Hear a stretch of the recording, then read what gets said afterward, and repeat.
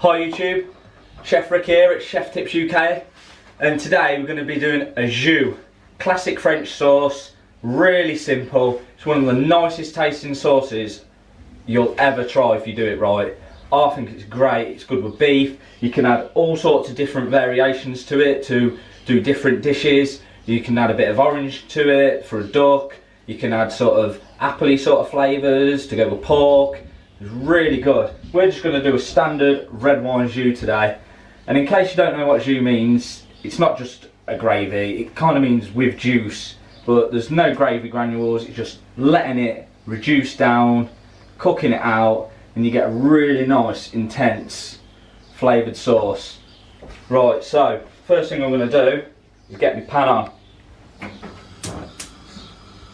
I want that on sort of like a high to medium heat, and then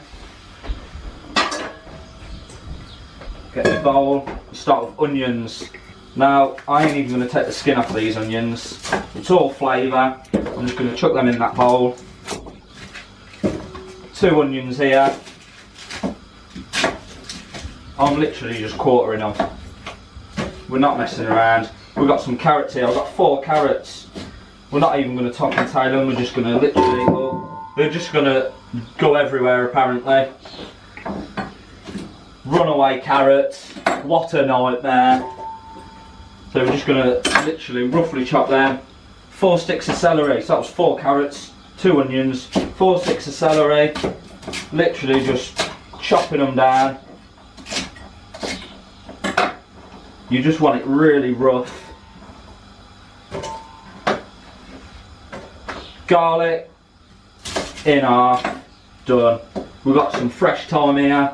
I've got a pint of beef jus, half a bottle of red wine. I think that might be too much. I might have to treat myself to a little glass of that. We've got some red currant jelly here and olive oil.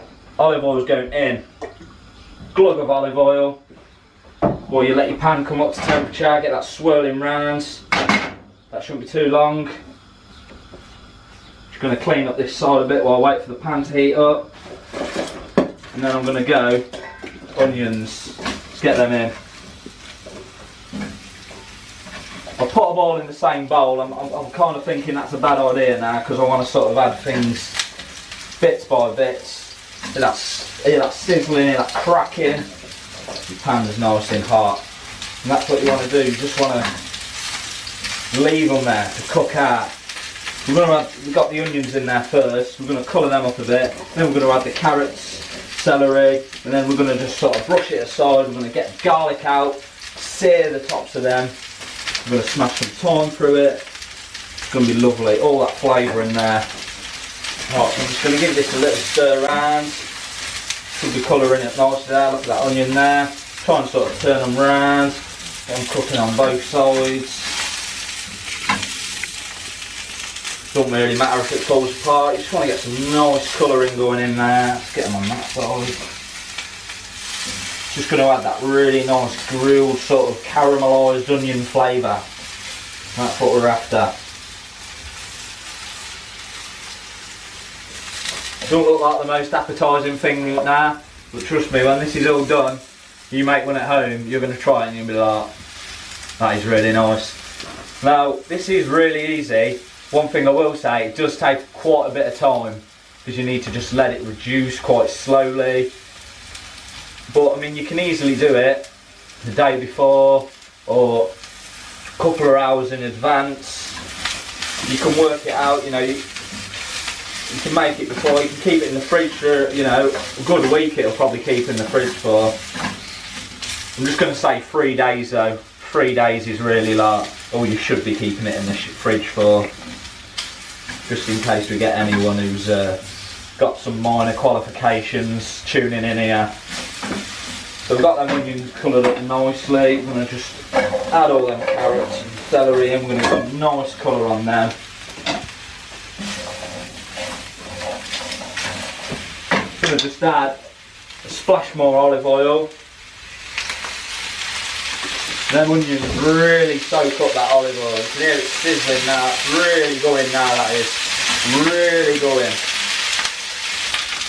Right, so this has been cooking now for a couple of minutes. Still got it on high. You know, everything's starting to colour up nicely. You want to leave this, keep stirring continuously, you know, trying to let things get some nice bits of colour on them. And you want to kind of leave this sort of sizzling away, keeping your eye on it for about 10 minutes. So we'll probably chop forward now till 10 minutes later. Right, so this has been cooking away for probably about 6-7 minutes, not quite 10 minutes. Probably noticed it's a lot lighter in here as well.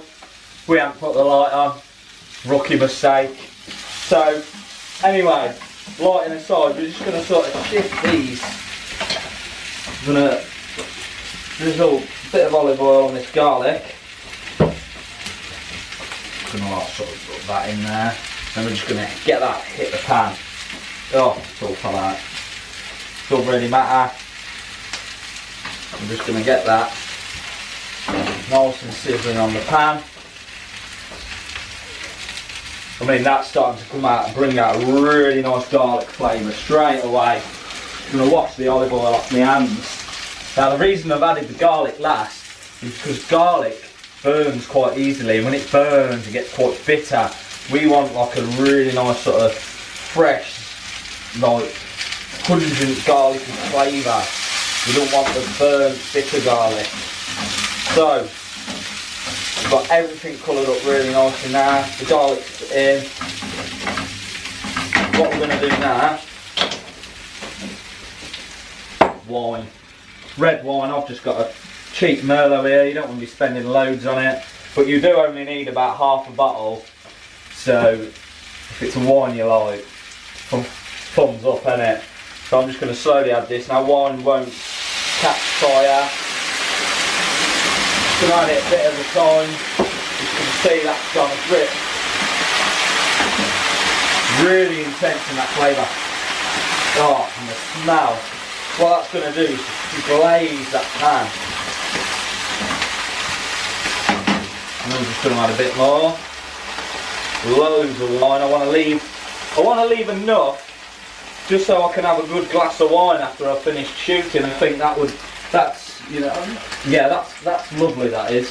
So now we're done with the wine. I can have a nice little glass when I've finished. We're going to whack this back up, and we're going to reduce this down so it's almost a syrup. And we're going to sort of try and get into the pan and sort of scrape out where bits may have stuck to it and stuff. Just sort of how you would if you was doing like an actual beef stock and you got all the nice beef juices in there. And I've just got a bit of beef stock pre-made. Obviously you can make your own stock. If you want to see me make my own stock, drop it down in the comments below and I'll rustle one up. They're quite easy to make. So back to this though. The wine is simmering down nicely. We've got it on high. Obviously that first bit went really intense. I'm going to have to wipe all this cooker down. But yeah, we're just going to leave that to simmer for about 4 to 6 minutes.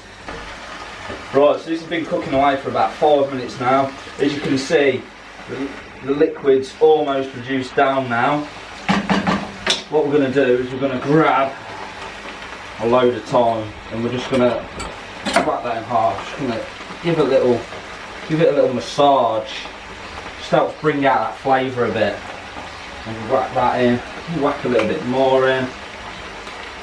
Yeah, just roll it up in your hands, and it just helps burst the flavour out a little bit more. Just going to bang that in there.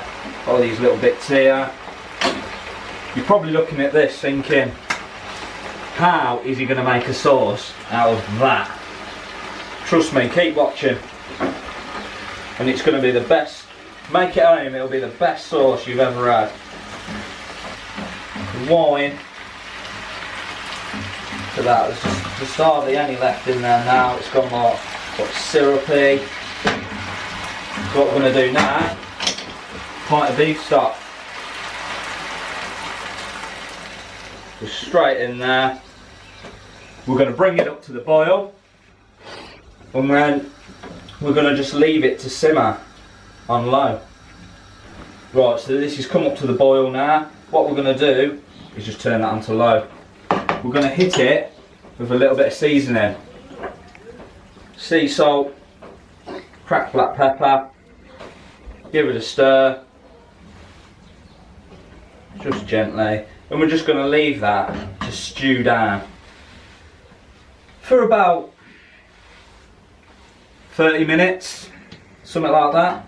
Right, so as you can see, it's been stewing down now for a bit. We've not reduced too much moisture away, which is good.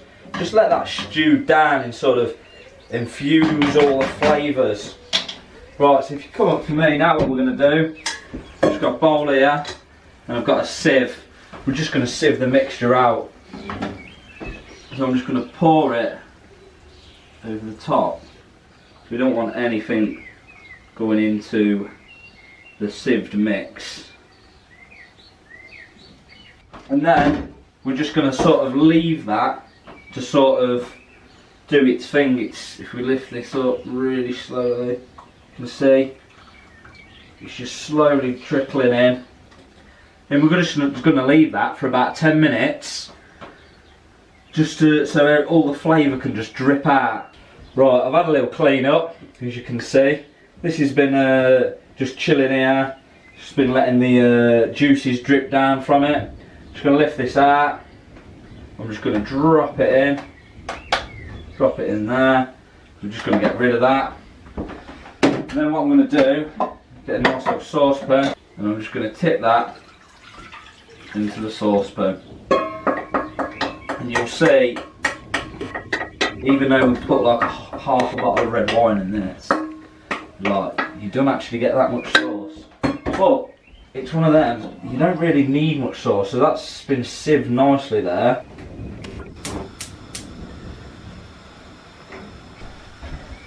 Right, so what I am going to do is just get a little bit of bread, and I'm just going to sort of dip it in there, just to get a bit of the excess fat from the olive oil in that. I'll just turn that down slightly whilst I'm doing it. Run that round. What that's going to do is just soak up a bit of the fat in there, give us a bit of a nicer sauce.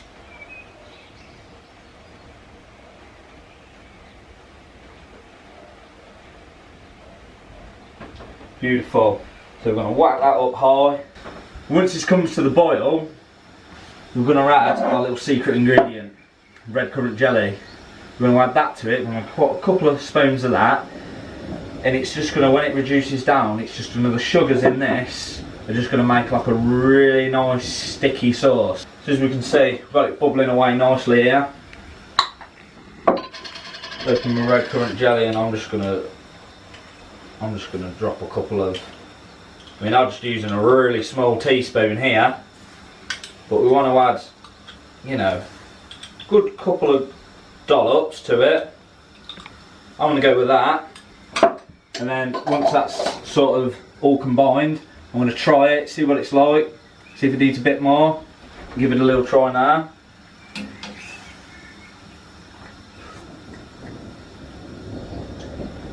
Yeah, that still needs a bit more red currant jelly. But like I say, the red currant jelly, it's sort of like, you have to gauge it yourself.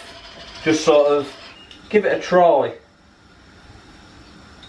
I'm just sort of adding it to taste rather than anything, which I kind of do a lot of things like that. I think it's probably one of the best things to do. You know, you can follow a recipe and it can say 2 tablespoons, but you might try it still a little bit better. Really important, one of the most important things about cooking is just tasting your food. You've got to taste. If you don't taste it, how do you know what it tastes like? You know, it could be rubbish. So getting that, checking the seasoning of sauces, soups, stocks. Now that is bang on. You're getting like a really nice rich red wine, getting that thyme. Oh, it's really nice. So this has come to a really nice rapid boil here. I'm going to get rid of this, wipe down. And now what we want to do is just leave it we're going to leave that just to reduce down. And we want it so like when we get the spoon, it's going to just draw a nice line. That's not there yet. All that sugar is going to turn it really syrupy. So we're going to cook that out. I'm going to say about another 5 minutes. Check on it in 5 minutes. Could be 6, 7, who knows. But we're going to go about 5 minutes. So yeah, we'll see what it's like. Right, so this has been on for about 5, 6, 7 minutes now. I'm just going to turn it down low because this is really reduced down. You look at that. I mean, look how that's coating that spoon now, look.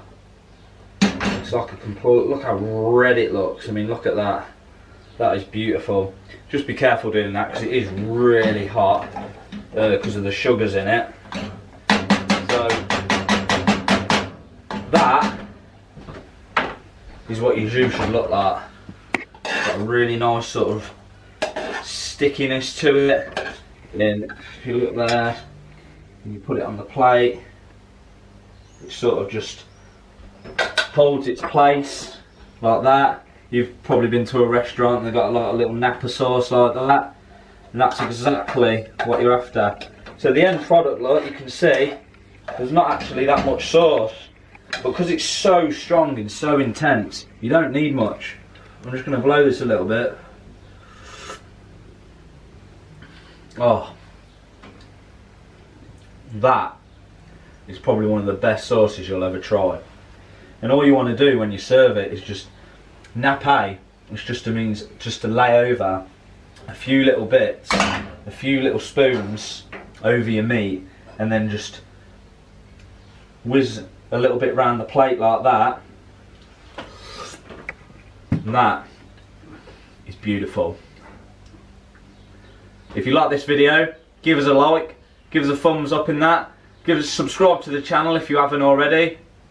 And if you want to see me cook something else, maybe you want to see me do a different take on a jus, maybe like a Calvados one or something, drop it down in the comments below. Let me know what you think of my jus, how it holds on a plate. Look at that, perfect. See you later guys, until next time, keep on chefing.